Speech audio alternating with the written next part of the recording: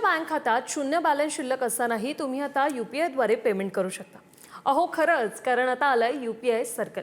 म्हणजे सोप्या शब्दात एका UPI अकाउंटचा वापर 5 लोक त्यांच्या मोबाईल क्रमांकावर करू शकतात।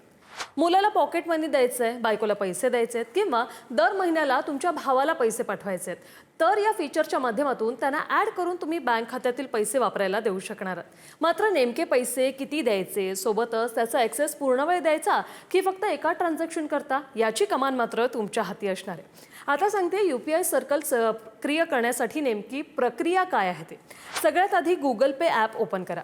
त्यानंतर होम स्क्रीनवर तुम्हाला UPI सर्कलचा पर्याय दिसेल, त्यावर क्लिक करा। आता तुम्हाला ज्या व्यक्तींना पेमेंटची परवानगी द्यायची आहे त्यांना ॲड करा आणि यासाठी तुम्ही त्यांचा फोन नंबर, UPI ID किंवा QR कोड स्कॅन करून वापरू शकता। आता समोरची व्यक्ती किती रुपये वापरू शकेल याची पेमेंट मर्यादा तुम्ही निश्चित करा।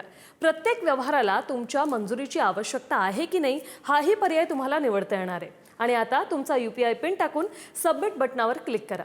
UPI सर्कल हे खूप फायदेशीर आहे। म्हणजे ज्या लोकांना त्यांच्या डिजिटल व्यवहारांवर लक्ष ठेवायचं आहे त्यांना UPI सर्कल खूप सुविधा देतं, किंवा ज्या पालकांना त्यांच्या मुलांच्या खर्चावर लक्ष ठेवायचं आहे त्यांच्यासाठी देखील हे फायदेशीर आहे। यामध्ये 5 लोक एकाच खात्यातून बिल भरू शकतात।